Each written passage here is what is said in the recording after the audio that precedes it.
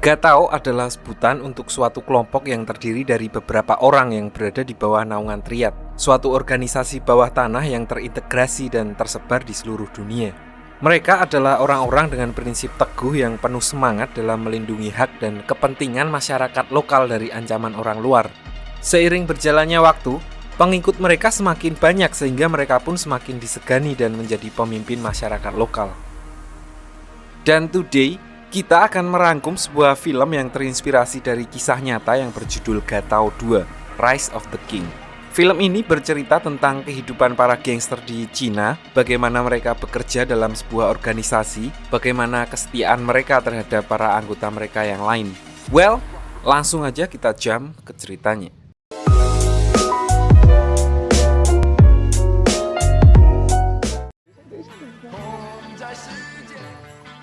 Di awal film kita diperlihatkan awal mula dua orang pemuda yang bernama Ren dan Jian. Mereka pertama kali bertemu di sebuah kolam pemancingan saat sedang tawuran sekolah, dan saat itu mereka membantu satu sama lain. 20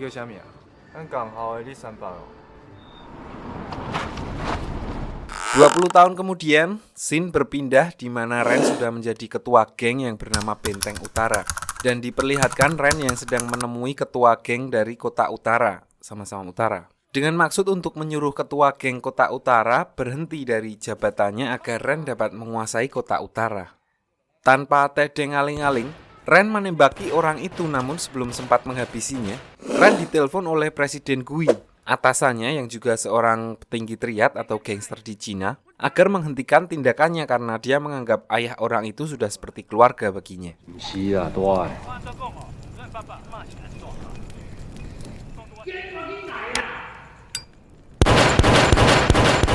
Akibat ulahnya itu, Ren dimarahi oleh Presiden Gui karena hal itu dapat menimbulkan konflik antar geng dan mengakibatkan korban dari banyak pihak.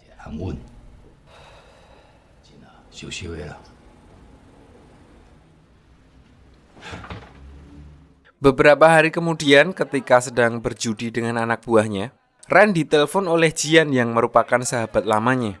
Dia diajak untuk bertemu di sebuah tempat dan kemudian Ren langsung pergi ke lokasi tersebut.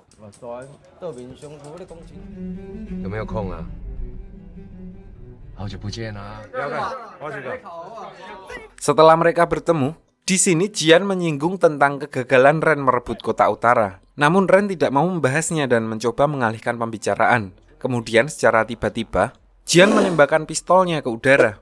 Hal itu tentu saja membuat Ren terheran-heran.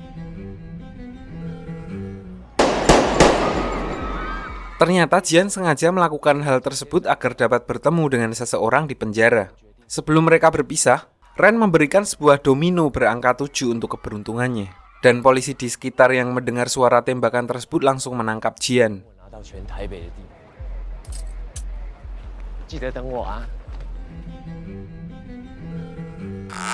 tahun kemudian, saat Ren menghadiri acara ulang tahun bosnya, di sana juga terlihat Ching Feng yang menggantikan Bos Yong karena berhalangan hadir. Jadi Ching Feng ini merupakan tangan kanan Bos Yong yang pernah kita bahas di Gatao 1 kemarin di channel sebelah. Sampai di sini agar lebih enak, kita akan perkenalkan dulu 5 anggota inti dari Benteng Utara, yaitu Ching yang merupakan tangan kanan Ren, lalu Cho yang dekil, kemudian Pretty Pen yang tinggi, lalu Panda yang gendut, kemudian yang terakhir yang paling kecil bernama Po. Lanjut ke cerita, diperlihatkan Cho salah satu anak buah Ren tadi yang sedang mengunjungi markas geng Kota Utara. Kemudian datang 2 orang, Pirang dan Genji yang menggunakan mobil sport dan diikuti oleh gerombolannya ke markas ketua geng Kota Utara.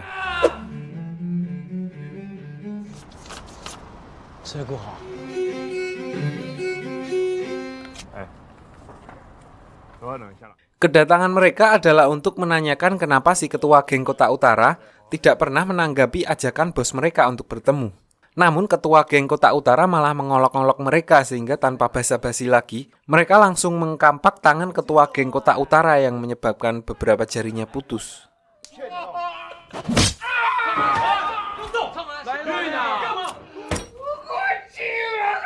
Lalu mereka membawa ketua geng Kota Utara ke lantai atas untuk menemui bosnya yang ternyata adalah Jian, yang saat ini telah menjadi ketua geng sekaligus CEO sebuah perusahaan farmasi yang sukses berkat bisnis obat-obatan terlarang dan perdagangan senjata api yang dijalankannya.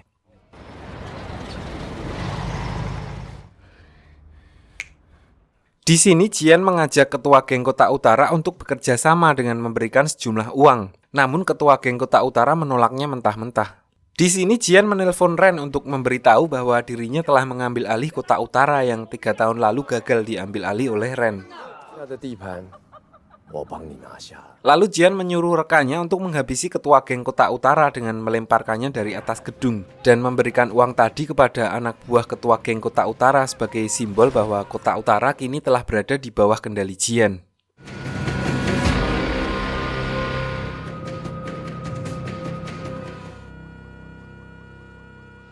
Paginya, setelah mendapatkan pengumuman bahwa ketua geng Kota Utara meninggal, Ren dan Presiden Gui datang menghadiri upacara pemakaman mereka. Di sini terlihat tanpa merasa bersalah, Jian juga menghadiri acara tersebut.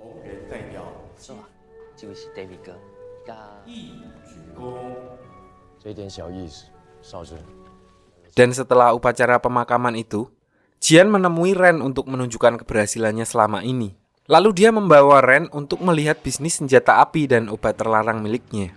Di sini Jian mencoba mengajak Ren untuk bekerja sama mendistribusikan obat terlarang tersebut di wilayah Ren. Namun Ren menolaknya dengan berkata kalau bisnis semacam itu terlalu besar baginya.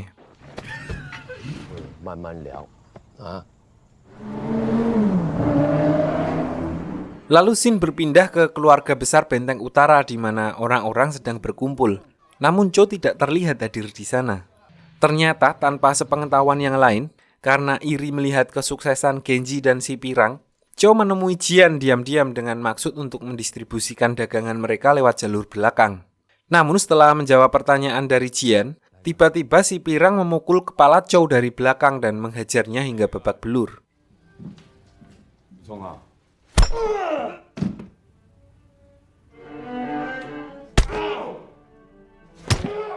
Malamnya, Ren yang mendapat kabar bahwa Cho telah ditangkap oleh Jian, mendatangi kolam pemancingan tempat mereka pertama kali bertemu yang juga digunakan sebagai tempat COD-an.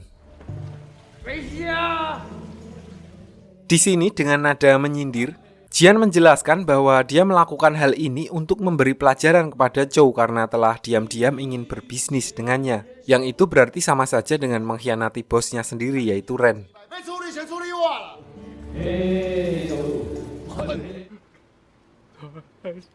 Lalu sekali lagi Jian kembali mengajak Ren untuk bekerja sama dengan iming-iming akan menyerahkan Kota Utara yang selama ini Ren inginkan. Lalu Ren bertanya, apakah jika dia menolaknya dia akan berakhir seperti Cho? Kemudian Jian hanya menjawab dengan mengembalikan domino simbol keberuntungan yang pernah Ren berikan kepadanya.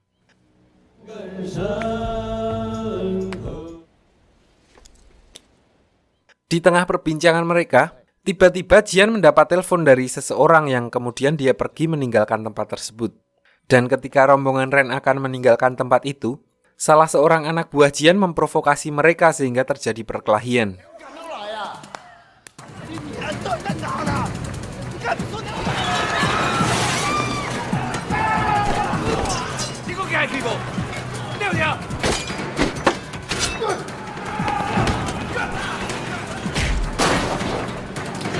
Namun di tengah peperangan tersebut, si Pirang mengambil pistol dan berniat akan menembak Ren. Mengetahui hal itu, Cho langsung menahannya dengan tubuhnya yang akhirnya membuatnya tewas agar teman-temannya bisa melarikan diri.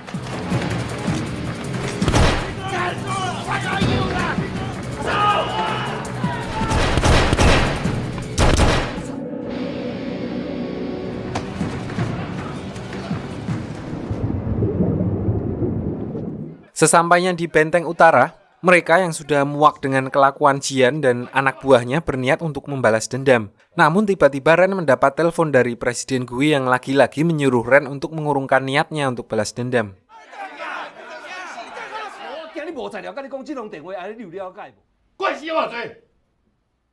Dan akhirnya Ren menyuruh anak buahnya yang bernama Jing untuk mengurusnya. Singkat cerita, Jing bersama 3 orang anggota yang lain memata-matai si Pirang selama berhari-hari.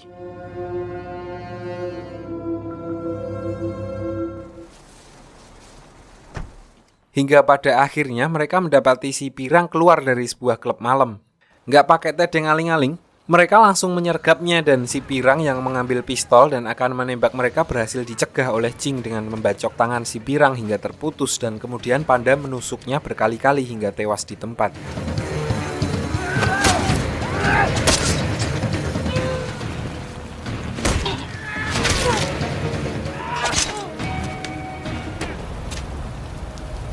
Setelah kejadian tersebut, ketika Ching dan ketiga rekannya sedang nongkrong, di sini Ren datang dan memarahi Ching atas pembunuhan itu, karena ternyata terjadi kesalahpahaman. Jadi waktu di markas setelah meninggalnya Cho, Ren menyuruh Ching untuk mengurus pemakaman Cho dan bukan menyuruhnya untuk membalas dendam. Namun di sini tersirat mimik wajah Ren yang juga cukup puas akan apa yang dilakukan oleh Ching yang membuat suasana jadi cair lagi.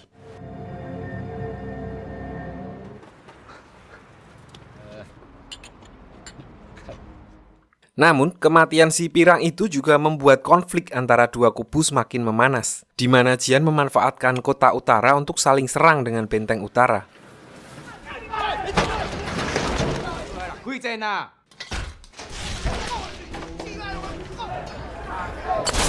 Hingga pada akhirnya kedua belah pihak bertemu dan di sini Ching melarang Panda untuk ikut dalam perkelahian di sana karena sadar Panda sedang menjadi incaran setelah menghabisi si Pirang.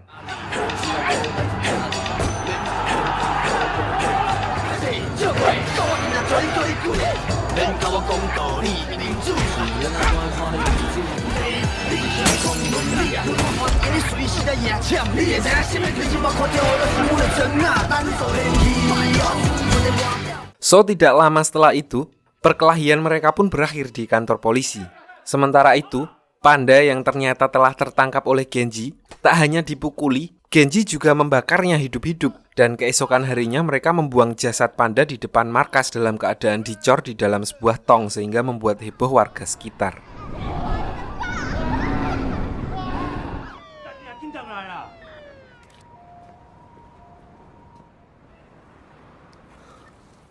Kemudian Zin berpindah ke Jian di mana dia sedang bersama seseorang yang terlihat sangat penting yang juga menegaskan kalau ada suatu organisasi yang jauh lebih besar dari mereka di belakang Jian dan menggunakan Jian sebagai boneka untuk menguasai daerah tersebut.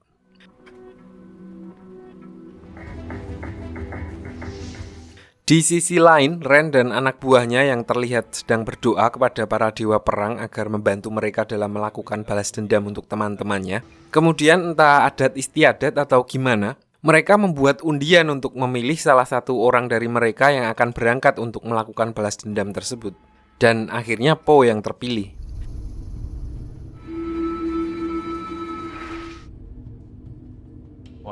Di sini Ching yang seperti udah hafal watak Po yang emang paling pengecut di antara yang lain, dia menawarkan diri untuk menggantikan Po. Namun karena Tengsin di depan banyak orang, udah terpilih masa nggak berangkat, Po akhirnya memberanikan diri untuk melakukannya.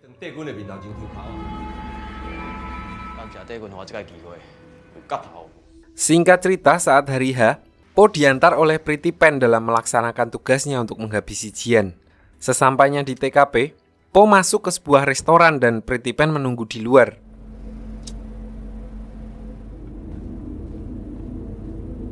Namun, setelah beberapa jam menunggu dan restoran tersebut akan tutup, dia mulai panik dan bimbang antara melarikan diri atau masuk ke dalam untuk melihat situasi. Tak diduga, Jian keluar dari restoran dan melihat dirinya. Di sini sempat terjadi baku tembak, namun akhirnya Pretty Pen berhasil kabur dari tempat tersebut.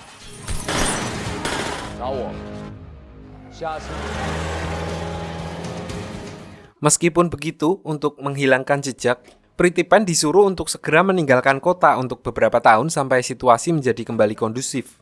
Sebelum pergi, Pretty Pen juga meminta Ching untuk menjaga istri dan anaknya. Sesaat setelah mengantar Pretty Pen, Ching mendapat telepon dari Po yang ternyata masih hidup dan bersembunyi di Hotel Sri Kandi. So di sini Ching langsung menemuinya dan meluapkan semua amarahnya kepada Po karena tidak melakukan tugasnya dan malah pergi untuk bersembunyi tanpa memberitahu Pretty Pen, sehingga membuat Pretty Pen hampir terbunuh.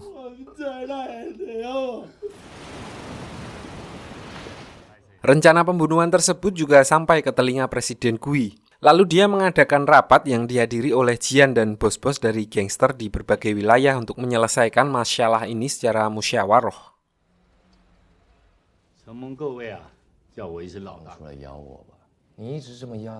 Singkat cerita, setelah rapat baru saja dibuka, Jian sudah membuat situasi tidak kondusif dengan kata-katanya yang merendahkan orang-orang yang menghadiri rapat tersebut. Sehingga rapat pun tidak membuahkan kesepakatan apapun.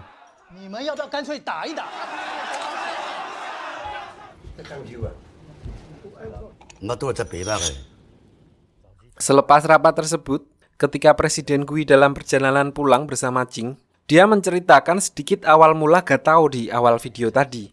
Dan Presiden Gui juga menasihati Qing bahwa tidak semua masalah bisa diselesaikan dengan kekerasan. Dia juga berpesan kepada Qing untuk tidak memprovokasi Ren, namun sebaliknya, Qing harus mendukung Ren agar bisa membawa stabilitas Benteng Utara untuk mengayomi masyarakat.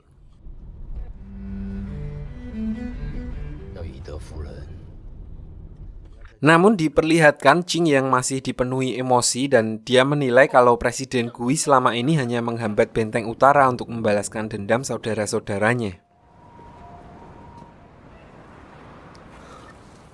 Tiba-tiba di tengah perdebatan mereka, penyakit jantung Presiden Gui kambuh dan diperlihatkan Qing yang dengan sengaja tidak memberikan obat milik Presiden Gui dan membuat Presiden Gui akhirnya meninggal dunia.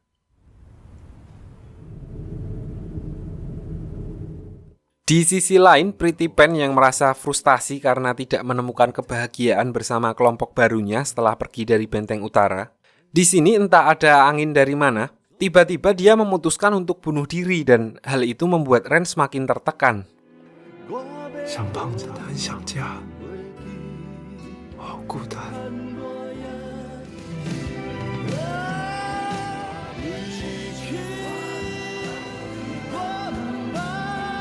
Kemudian karena merasa bertanggung jawab atas kematian bos dan para anak buahnya, dia menghubungi Jian untuk menyelesaikan masalah mereka berdua. Lalu Ren meminta salah satu anak buahnya untuk menyibukkan Qing dengan sesuatu yang nggak penting. Lalu kemudian Ren berangkat ke tempat Jian yang malah seperti menjadi pesan untuk Qing agar segera menyerang markas Jian.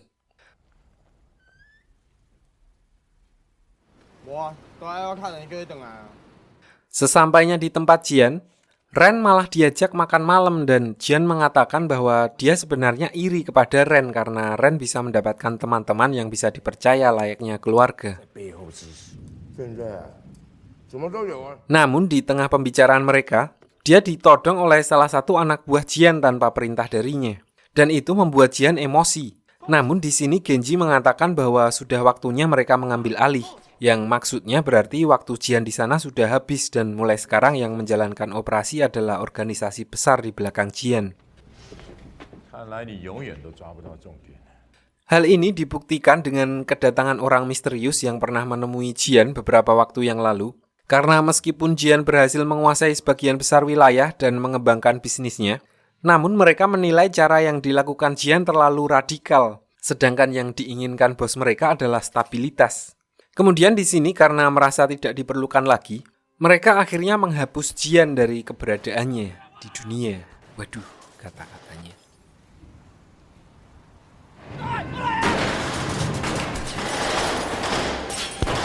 Di saat yang bersamaan, Ren yang juga akan dihabisi, di sini beruntung dia diselamatkan oleh Po dan para anak buahnya yang sebelumnya ditelepon oleh Qing untuk duluan OTW ke markas Jian.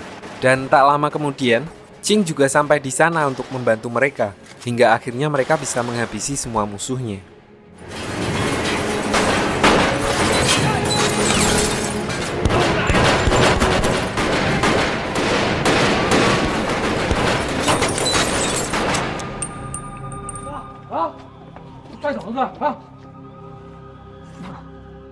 Beberapa bulan kemudian, diperlihatkan Ren yang mengunjungi Qing yang sedang berada di dalam tahanan. Di sini Qing sempat bertanya mengenai Jian, namun Ren tidak mengetahui kabar apapun tentang Jian, dan cerita pun selesai.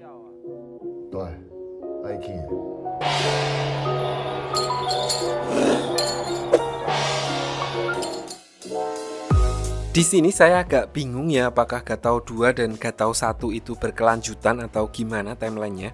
Soalnya di sini Bosyong kok masih hidup padahal di Gatao 1 kan udah almarhum ditembak kepalanya. Tapi kalau pendapat saya sendiri, mungkin ya, timeline Gatao 2 ini adalah saat Ah Xiong masih di penjara kali ya. Soalnya di sini Ching Feng sama Bo Xiong masih sehat, prengas-prenges, sedangkan Ah Xiong nggak kelihatan.